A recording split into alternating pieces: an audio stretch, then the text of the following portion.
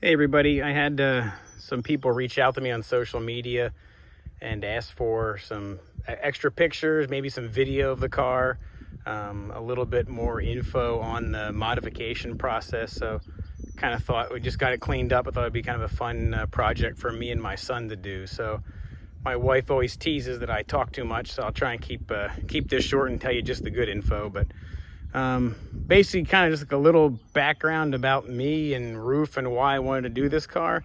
Oh my gosh, about over 15 years ago, my dad and I presented his Porsche 901 prototype Barbarossa at the Porsche Parade in Hershey, Pennsylvania.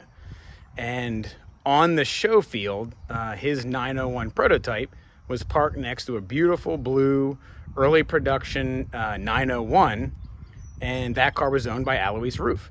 So the cool part of that weekend, aside from getting to see so many great Porsches in one place, was getting to kind of meet and get to know Autohaus. So we were on the show field next to him, got to learn a lot about his company and his 901 and everything. That weekend, we even attended like a gala event at the local Europa Machina, which is a restoration facility in central Pennsylvania, and RUF Automobiles were kind of the featured car. So we got to, actually kind of a cool thing, I got to sit in the Yellowbird that set the record in '87 for the magazine. Again, got to talk to Autohaus a little more. So anyway, the weekend ended, and Autohaus, being the unbelievable humble, gracious guy that he is, said to my dad and I, if you guys ever come over to Germany, look me up. So my dad was stationed in the army in Germany in the late 60s. So him and I went over to Germany and we visited his old barracks, actually his old landlady, the woman he lived with in the 60s. And we did kind of like a car guy's tour. We went to the Porsche factory, went to the Porsche museum, went to the Frankfurt Auto Show, and then we went to Pfaffenhausen to visit Autohaus. Again, being the unbelievably awesome guy that he is, he gave us a great tour. We got to have lunch with him and his lovely wife Estonia, and I actually, at that time, so this was just over 15 years ago, I got to drive what the newest RUF offering was at the time, which was an R Turbo, which I went for a ride with Autohaus in an R Turbo. I absolutely fell in love with the car. Remember, this is 15 years ago, or over 15 years ago, so I'm in my late 20s. I'm in no position to buy an R Turbo Porsche, but I told Autohaus when we left, I said, you know what, thank you so much for your hospitality, and one day I will be a customer of yours. And so fast forward to 15 years later, and that's kind of where this whole project came about. So fast forward 15 years to now, and just throughout the years kind of developed a good relationship with Autohaus, and always kind of wanted to have a project car, and always kind of wanted to look for the right car that would work. So I found this car. I actually bought this car in central Pennsylvania at Autohaus Porsche of Lancaster, Pennsylvania. And another kind of cool story to that is I bought it from Porsche Brand Ambassador and the sales manager, Chad Block. A lot of you guys who are racing guys recognize that name. Chad actually won the Sebring 12 hours in a Dyson Racing LMP 675 car. Ran Sebring in a Panos LMP 900 car for Gunner Racing. Finished second at the Daytona 24 Hours in an SRP2 car. So it was kind of a neat thing to buy the car from him. And then also on top of that, Chad and I are high school buddies. I grew up and knew Chad from when I was younger. So it was kind of special for me to get to buy the car from him. When I bought the car, it was January of 2020. So it was before COVID and at the beginning of this year. And the car was bone stock. It was a bone stock 996 turbo. And I got a hold of Autohaus, got a hold of the folks at RUF, and told them, kind of what I wanted to do, what the plans were with the car. And, as you guys, I'm sure know, RUF will build you a brand new car ground up. They also develop their cars from the bodies in white. They do conversions. And the other thing they do is factory modifications. So basically, if you can't get your car to Pfaffenhausen. They give you technical advice and help you out along the way. You have somebody that can do the work, and you can, they kind of cater to you what you want to do and what your project is, and they help you out along the way, and that's what I did. So we'll kind of get the details on that next. So when I bought the car, it was bone stock. It was in excellent condition that I bought from Autohaus in Lancaster. We had to refurbish the headlights. Like a lot of 18-year-old Porsches, the headlights were a little faded, and the calipers were faded and scratched. So the first thing that we did was I went to Translog Porsche in central Pennsylvania. They were basically my mini Pfaffenhausen. They did all the paint work on the exterior of the car, and they did all of the installation for everything else that you'll hear about. But I went to them, and the first thing to work on was the calipers. So they refurbished the headlights, and we did the calipers in RUF green. This is not the RUF upgrade package, though, for the brakes. In our turbo, you could upgrade the brakes. These brakes, although they are factory Porsche brakes, not RUF brakes, I learned doing some research that RUF actually utilized these exact brakes on the RUF 3600S. So although they aren't factory RUF brakes, they were brakes used on a RUF Automobile. They're good enough brakes for me. So that's what we did. But I thought the green was a nice touch because it matches the green RUF accents on the inside of the car. The next thing, or kind of the calling card of all RUFs, is just kind of the wheel fitment and the stance of the car. So we did and our turbo came with either 18-inch or 19-inch wheels. So I did the 19-inch RUF wheels, which I think I was very happy with the way they look. No spacers in the front. There's the RUF spacers in the rear, so I like the fitment. You also kind of have to squat the car a little bit to make it look right. So we did the RUF Sport Springs, which do lower the car a little bit. Okay, on the other side here. So between the wheels, the RUF wheels, the RUF Sport Springs, and then the spacers in the rear, I was very happy with the fitment of the wheels and just the way they look. The next thing, so that's wheel suspension. The next thing was the spoiler. So this is the RUF spoiler that we put on the car. And one thing that I forgot to mention, RUF, when I approached them about doing this, they do everything regionally. So they referred me to RUF, the local or the closest RUF facility to yourself. So they referred me to RUF Canada, and actually a fellow there, his name is Chris. There's also another guy there named Jay. They were phenomenal. So I got a hold of Chris at RUF Canada. That's the Weissach Auto Group in Canada. I mean, he was excellent. Between him and the parts director at RUF and Alois, they were wonderful with helping out everything, all the technical advice, and they knew everything. So they were really good to work with. So that's the RUF spoiler we put on the car. It does raise and lower, just, because the factory, it fits right on the factory mounting points. I thought it looked pretty good. Obviously back here, the RUF R Turbo badge in the back. Another thing, just like the other RUF cars, the rear wiper was deleted.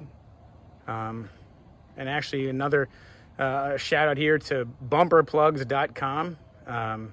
Actually, they are phenomenal. They do more than just bumper plugs. So I removed the wiper.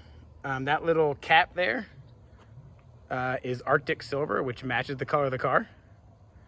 And then the rear bumperettes. So this is a US spec car. This is still the US spec rear bumper. So I did the bumper plugs will get you, they match the paint. So it's all one color in the back, like the RUF vehicles came with. And I was very happy. And again, that was done by the bumperplugs.com guys. The spoiler installation, oh my gosh, mounting the wheels, the suspension was all done by Translog in central Pennsylvania, which again was my mini Pfaffenhausen. Tony at Translog was unbelievable. He's got a guy, Ryan, and a guy, Amos, that just do unbelievable work. In fact, the next thing here, kind of one of my favorite things, it's bad light, we'll go over to the other one, is the mirror. So the next thing on the car that is RUF is the RUF mirrors. So this is the RUF Aero mirrors, which at first glance don't look that much different than the factory ones, but when you compare, they're quite different. But But again, Translog painted those, put those on, did everything. So next thing here, let's see, up front, the roof front bumper, which just aside from being a little bit different aesthetically looking, draws the air in the front and then brings it out right here. Not so much my car because it's all-wheel drive, but a lot of the high-powered rear-wheel drive cars, they have some front-end lift problems, and the Ruf improved that or eliminated that by devising this front spoiler. There we go. There's the new Ruf badge up front too, which I think looks kind of cool. The factory Euro corner markers we also did. And funny, I got that Pelican Parts. That was a quick and easy Pelican Parts order. Most of you guys know Pelican Parts. They are phenomenal. Got some things for Pelican Parts on the inside too that I'll show you in a little bit. So basically that's the outside and the way the car sits, the wheels, the springs, spoiler, the front bumper. Now we'll check out the inside. Okay, so obviously a front strut tower brace is not a substitute or replacement for the Ruf integrated roll cage. But again, this car is a factory modification. It is not a true conversion. So the car did not go to Pfaffenhausen and get the IRC installed, but maybe for some front stiffness, and then also just for some under the hood eye candy, I put the Ruf front strut tower brace on the car. On the inside, to match the green calipers, wanted to go with a green theme, so the Ruf door sills have the green coloring. Let's see if you can see the Ruf floor mats have the green coloring. I don't know, I thought that was kind of cool, the stitching on the roof. Key fob. And the pedals. You will notice the car is a Tiptronic, it's a Tippy. I actually love the Tiptronic. I've always liked Tiptronic and PDKs and Porsches. And also too, sometimes beggars can't be choosers. This was the perfect car for me in the perfect condition, and it was an automatic, so I still liked it. You can see the dash is still the factory Porsche dash. COVID got in the way of the Ruf dash and gauge conversion. That'll happen this winter. So I'll remove those gauges, send them to Pfaffenhausen, and they will clean them and then put them, they convert them to the Ruf gauges and then send them back to you. Another cool thing on the inside, all the silver matching centerpiece around the radio. The silver trim in Arctic silver around the key fob. Let me see here if I can get the hazard lights, silver. And then I love this, the center console all in silver. I really like the look of that. And actually ordered from Pelican Parts, it has the center console delete also. But these silver accents were all done again by bumperplugs.com. Again, amazing work. I really was happy with it. And I like that it's all silver, matches, kind of brings the car together. But again, I really thought that looked neat. And that's where the kids sit when we go ride with the kids. Basically, that means 55 years of having a passion for the engine in the rear. Let's look at the back here and talk about the engine. Like I said, COVID got in the way of the car. Right now is basically all show and no go. The last two things to complete are what need to be sent to Germany, and that was the gauge cluster conversion. And most importantly, with the R turbos and with the Ruf modifications, there's different levels that you can upgrade the car. So when fall and winter come, it's the off season, we're going to remove the gauges, have those sent to Germany, and then we will also do the turbo upgrade, and they do the computer upgrade to the car also. So we'll send the turbos off the ECU and the gauges, and they'll be converted to Ruf and to Ruf spec and sent back. So the car will have a little bit of increased power. When those come back, it'll be right around 500 horsepower, probably just below, I think 485, which again, these cars are capable of way more than that, but I thought that was still a good number. And I think once we get that done, I'll be happy and it'll be complete.